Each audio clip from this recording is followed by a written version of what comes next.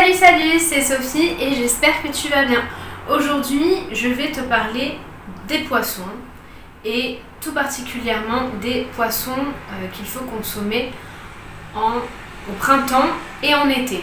Alors quand je parle de consommation de poissons, je parle surtout des poissons frais en fait. Je ne vais pas te parler des poissons surgelés que tu peux avoir toute l'année.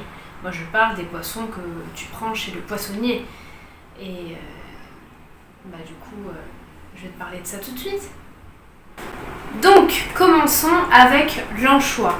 L'anchois est un poisson dit gras et qui est consommé normalement au niveau donc frais, je ne vais pas le répéter, mais au niveau de la consommation, eh bien, ce n'est pas vraiment un poisson de printemps-été.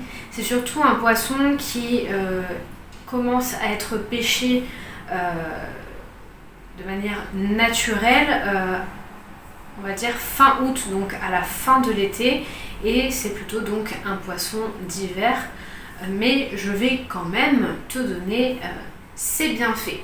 Alors tout d'abord, l'anchois protège le cœur ainsi que les vaisseaux, améliore la circulation sanguine, réduit les risques de cancer, stimule le cerveau, améliore la mémoire du coup par la même occasion, lutte contre le vieillissement, maintient une bonne vue et une bonne peau, diminue les rhumatismes et l'arthrite également, améliore l'humeur, et oui, on ne croirait pas, mais si, favorise la croissance et combat l'anémie. Voilà pour l'anchois. Continuons avec un autre poisson qui, en fait, ce sont deux poissons parce qu'ils ont les mêmes propriétés, on va dire. Donc c'est le bar et le loup. Donc il me semble que c'est le même poisson, mais ça a deux noms différents, il me semble. Donc c'est un poisson qui est semi-gras. Et qui est consommé un petit peu comme l'anchois, plutôt dans les périodes plus fraîches, et au printemps en fait on peut encore le consommer en mars. Donc là ça y est, nous sommes donc fin avril, donc ça y est, on ne peut plus le consommer, mais c'est pas grave, on en apprend toujours. Et donc au niveau de la composition, ils sont donc assez riches en oméga 3 et surtout au niveau des protéines, eh bien le loup en fait est composé de tous les acides aminés essentiels, c'est-à-dire leucine, isoleucine, valine, lysine, méthionine, tryptophane, thréonine et phénylalanine. C'est ça, il y en a 8. Et ensuite au niveau des bienfaits, en fait le bar aide à la diminution des maladies cardiovasculaires, est anti-inflammatoire, diminue également les risques d'asthme, d'arthrite, de rhumatoïdes et également de psoriasis, et enfin prévient les troubles de l'humeur. Voilà pour donc ce poisson. Passons donc au brochet. Moi j'adore le brochet, surtout en quenelle, mais on continue dans la fraîcheur. Donc le brochet est donc un poisson maigre en fait, c'est-à-dire qu'il a toujours des lipides, mais beaucoup moins que par exemple l'anchois ou même que le bar. On le consomme surtout en avril et en mai, Et au niveau composition, donc le brochet est riche en protéines, Il est riche également en vitamine D, en vitamine B9, c'est-à-dire l'acide folique, et en vitamine B12 qui est, comme tu le verras dans une prochaine vidéo,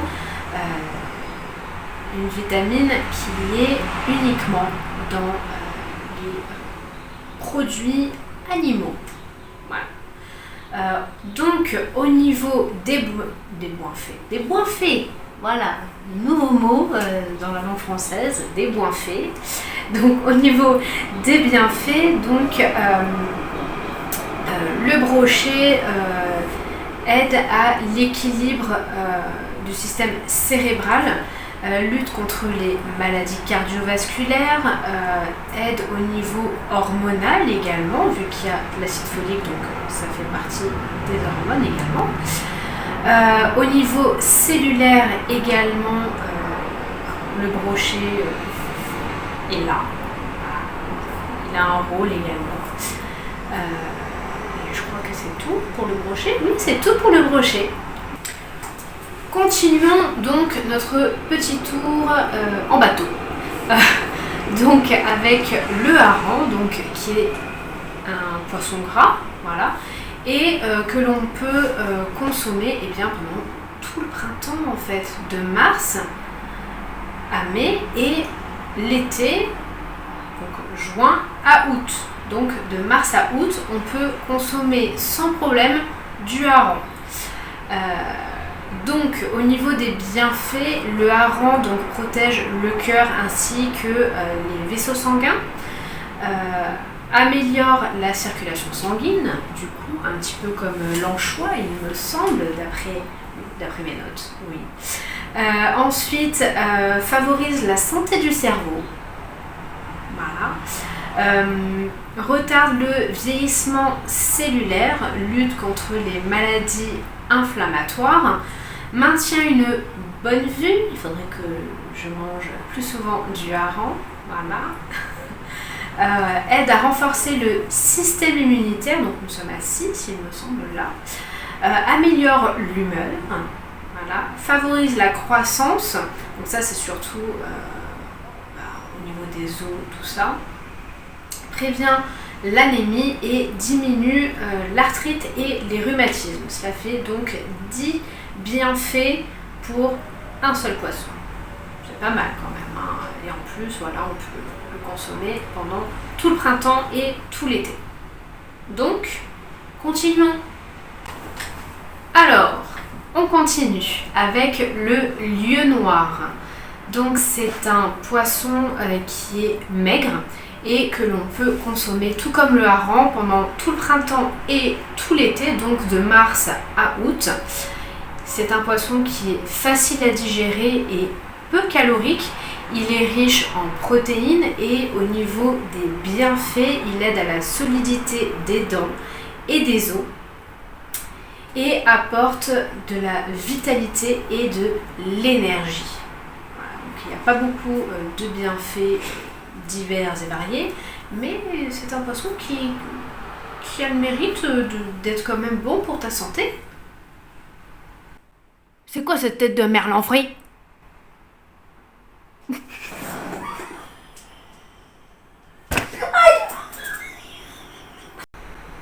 Donc comme tu l'as peut-être compris, maintenant je vais te parler du merlan. Le merlan donc est un poisson qui est maigre et qui est consommé surtout en été, donc de juin à août, qui est donc peu calorique. C'est un poisson qui convient aux intestins plutôt fragiles, donc qui peut être tout à fait consommé par des enfants, par exemple. C'est une bonne source de fer. Le merlan agit positivement en luttant contre les maladies cardiovasculaires. Le merlan aide également contre l'anémie et enfin est une bonne source de bon cholestérol, c'est-à-dire du HDL cholestérol. Passons maintenant à la sardine. Donc c'est un poisson gras et ce poisson, tu peux le consommer toute l'année. Il n'y a pas de restriction de saison, tu peux en consommer tout le temps. Elle est composée essentiellement d'oméga 3, donc ça c'est super. Elle est composée également de fer. Voilà, elle est source de fer, notamment lorsqu'elle est en conserve. Le taux de fer en fait est multiplié par 3, donc ça c'est très bien. Ensuite, elle est peu calorique. Pour 100 grammes de sardines, il y a seulement 198 kilocalories, donc allez-y les amis. Ensuite, il y a pas mal de micronutriments comme je disais le fer, mais également de la vitamine A, de la vitamine B, de la vitamine D, du phosphore, du magnésium et du calcium. C'est une alliée du cerveau, du cœur. Elle aide au maintien de la pression sanguine. Elle joue un rôle dans la coagulation du sang, du coup. Et surtout, elle aide à lutter contre les maladies cardiovasculaires. Passons maintenant au saumon, le roi des poissons gras.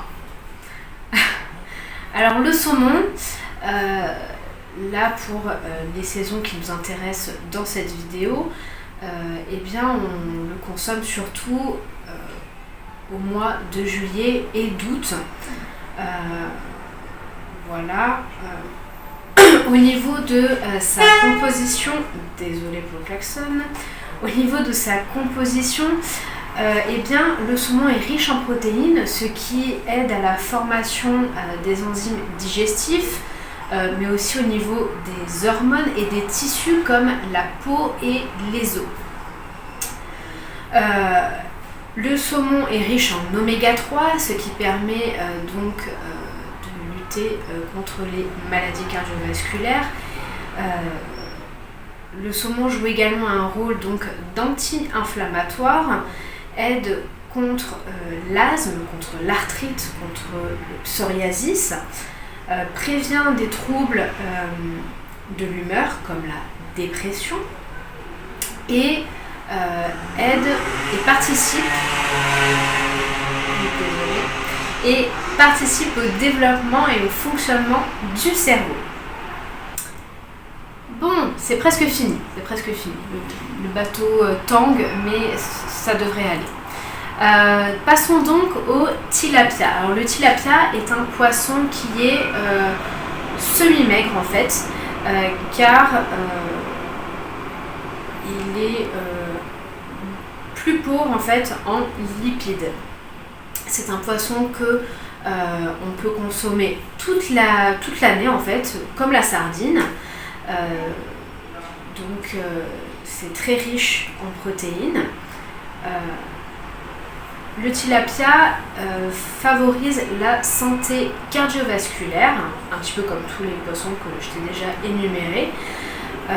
Le tilapia entretient également une bonne masse musculaire, prévient de la dépression et lorsqu'il est cuit, lorsque tu le consommes cuit, c'est très bon pour les femmes enceintes.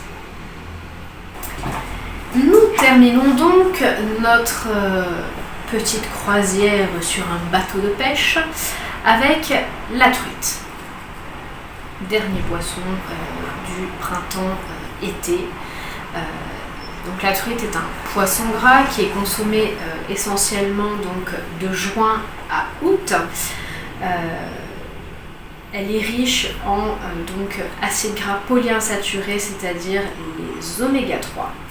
Elle est bonne pour le cœur, elle aide à réduire un petit peu les risques de cancer. Elle aide à stabiliser la tension artérielle.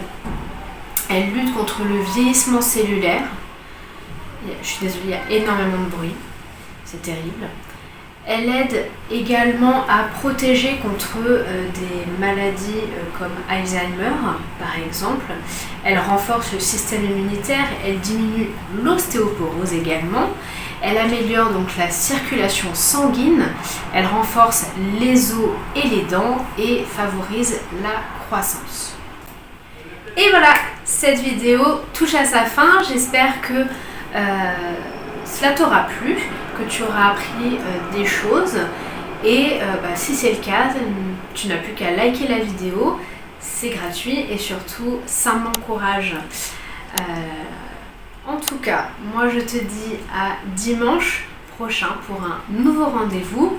Je te fais un gros bisou et surtout, prends soin de toi au naturel.